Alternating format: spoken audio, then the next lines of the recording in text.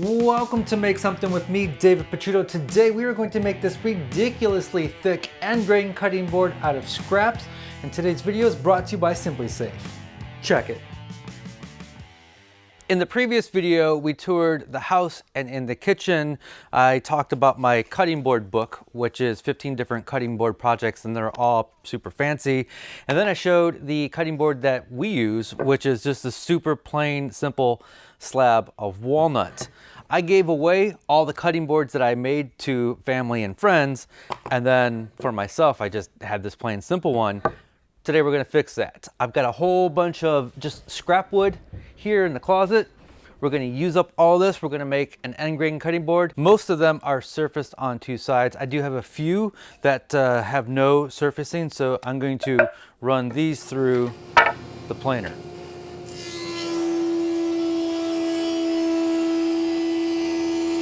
Now that everything has been surfaced on the top and the bottom, we're gonna cut everything to length over at the miter saw.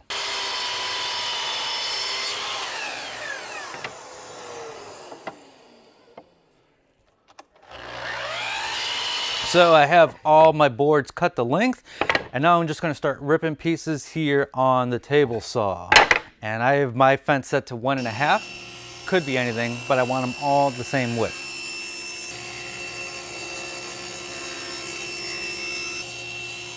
I've got all of those guys ripped. I've got one section already glued up here, and I'm gonna glue up another section. You don't wanna use the quick set glue for something like this, because it takes a few minutes to glue this up, and you don't want it setting up on you before you get the clamps on there. I have them all in just kind of like a random order, so we get this chaotic pattern.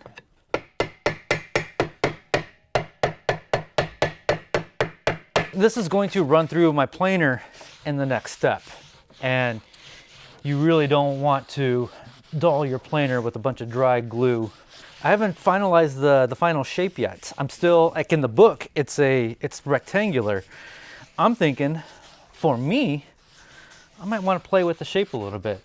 Maybe we'll break out the CNC. Maybe we'll break out the handsaw. A lot can happen. All right, so this has been drying for about an hour. Time to take it out of the clamps. And I'm gonna run this through the planer, both sides.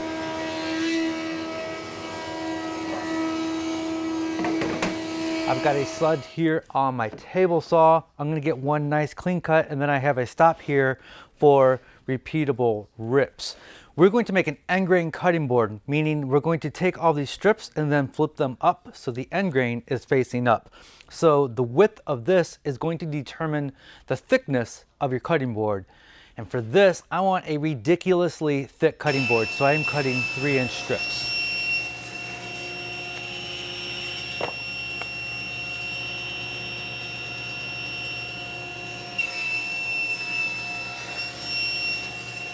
So this was one glue up and this is the other, and I'm going to combine these and just totally randomize this. So I'll start flipping every other one.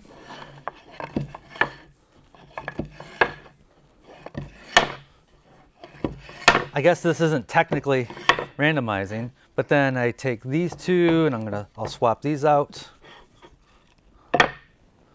That's looking pretty good. This is This is good.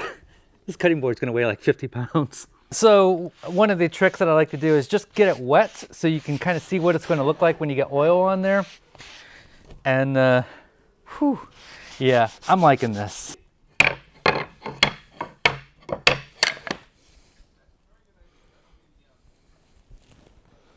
For no reason at all, let's get some slow motion of the glue.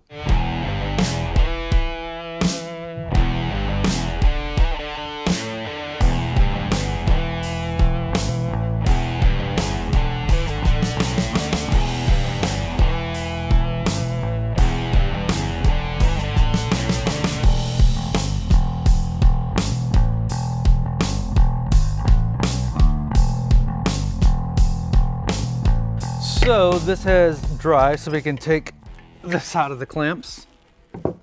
This is This is nice. So now we have to flatten this. Because this is end grain, running this through the planer is going to give you a whole bunch of chip out on the back end. I think Matt Cremona has an old video where he shows how he runs end grain through his planer. I think he glues on a sacrificial board on the back and then runs it through. So that's one way. Another way is with a belt sander, and this is how I've done it many times in the past, and just taking a belt sander and sanding it down. Sanding end grain is pretty hard, so using a random orbit sander will work, but it's going to take you a long time. If you have a drum sander, that's probably the ideal way to go, or you could make some sort of sled for your router and flatten it that way, which seems a little ridiculous. If you have a CNC is a really quick way to go with that as well. So before we finish up this cutting board, I'd like to talk to you about something that is important to me and might be important to you as well, and that is home security. And today's video is brought to you by SimpliSafe, which is an easy to use, customizable home security system that is free from contracts and hidden cost. Having just upgraded its system, SimpliSafe devices are now half the size as before and reach nearly double the range with 5 times faster speeds. SimpliSafe is incredibly effective, reliable home security that will make sure your home is safe. If you've been feeling worried about safety but been putting off dealing with it, you don't have to wait another minute. SimpliSafe makes it really easy to secure your home. You just order it online or over the phone. It's delivered right to your home and you set it up yourself in under an hour. I've actually set up 2 of these systems now in 2 different homes, and I can tell you that it is really easy to set up. So from there, your home is professionally monitored 24/7, and if anything happens, they'll make sure the police are called. They've got sensors to cover every window, room, and door, plus lots of great extras like water sensors, temperature sensors, and HD cameras. It's all really easy to use, and you get around-the-clock protection for just 50 cents a day with no contracts. Like I mentioned a moment ago, I've installed 2 of these systems, and I can assure you that it is really easy to install and super easy to use. So visit simplisafe.com/makesomething to learn more. There's also a link down in the description. Check that out. Thank you, SimpliSafe, for sponsoring today's video. Now let's get back to this cutting board.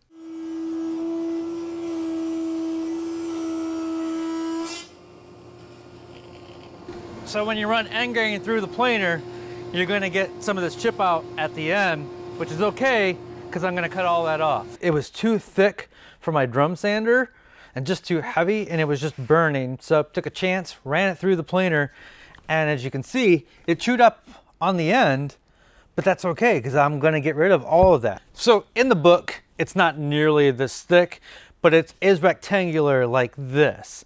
My first thought was to leave straight edges along the 2 long sides and then do this rounded edge here and a rounded edge here. But now I'm thinking I want a circle. I want a perfect circle. I think it's just going to look cool just being so thick. So this is going to max out my circle drawer. Did he just call it a circle drawer? And we're gonna cut that out on the bandsaw. I think that's gonna look cool. This is just a little benchtop bandsaw, and it's got a 4 TPI skip tooth blade in there, and that blade should cut through this without a problem, even though this is 3 inches thick.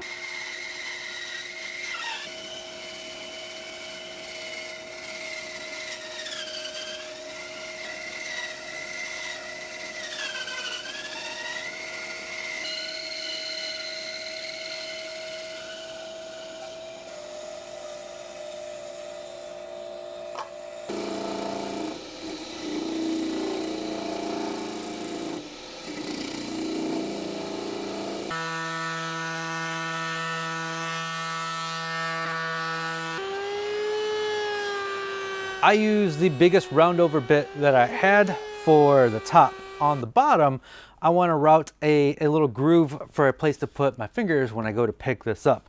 So here, I've got a big old cove bit, and it's got a bearing on there that the edge is going to ride along. I'll tighten this down, and then lower this.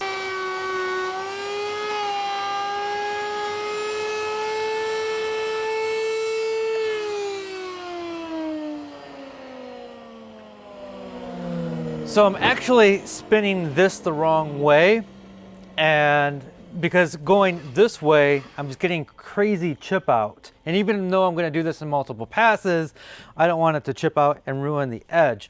So Dan suggested that I use the fence as like a pivot point here.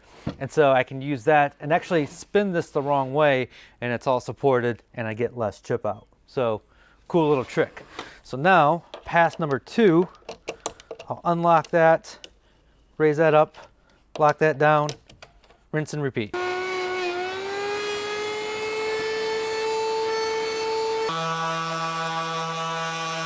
In the book, I go over finishing techniques. Today, I'm just going to use some food grade mineral oil from KenCraft. Now, this is end grain. So if you think your mom drinks a lot, wait till you put oil on end grain. Like, it's probably going to take up this entire bottle. I don't know if you can see on the surface, it's just soaking that up. Dan just asked, will it hold that brilliant color? And the short answer is no. As soon as you wash it, it's going to dull a little bit. There are things you can do to keep that color. Like in the book, we talk about taking mineral oil and then on the stove, melting paraffin wax with that. And that coats the wood a little bit longer and a little bit more, and it keeps that nice dark color, but it still goes away as you wash it. And all cutting boards need maintenance. We rarely maintenance ours, but if you want it to look pretty, you've got to add oil to it every so often. And it also keeps it from checking and cracking. And you never want to put it in a dishwasher, because that heat and that water and then the drying is going to cause the wood to expand and contract a little too fast and cause it to crack. So for the bottom, I just have these little rubber feet that I got from Home Depot. You got to make sure that the screws that you use are stainless steel. Let's talk about end grain cutting boards. Some people will say that an end grain cutting board is better for knives than a long grain, because the fibers are going up, it's easier on the knives, and it works kind of like a self-healing mat.